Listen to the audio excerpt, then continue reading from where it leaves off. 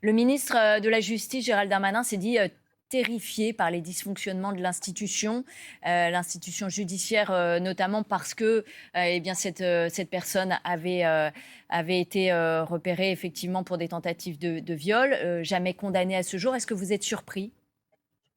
Non, pas du tout. Et si Gérald Darmanin est surpris, il faut qu'il change de métier.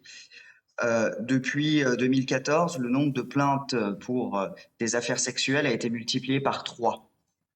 MeToo a révélé la lame de fond des violences sexuelles dans notre société. Et le problème, c'est que, à partir du moment où dans un hôpital, vous avez 3 fois plus de malades qui rentrent, si vous n'avez pas plus de médecins, plus de lits, et ben, à un moment donné, ça embolise. Et ben, c'est exactement la même chose. Vous avez 3 fois plus de plaintes, mais vous n'avez pas 3 fois plus de policiers, vous n'avez pas 3 fois plus de juges, et par conséquent, il y a une embolisation et ces plaintes ne peuvent pas être traitées.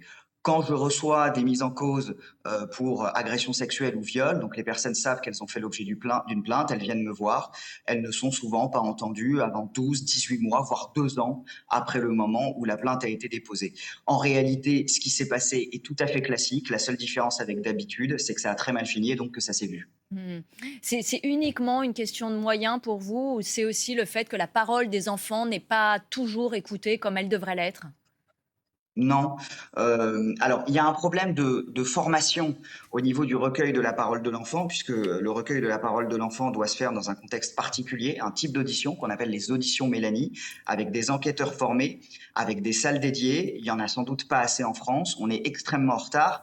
Mais le problème, c'est pas un problème de crédibilité de la parole de l'enfant, puisqu'elle est en général prise extrêmement au sérieux par les autorités. C'est un problème de temps.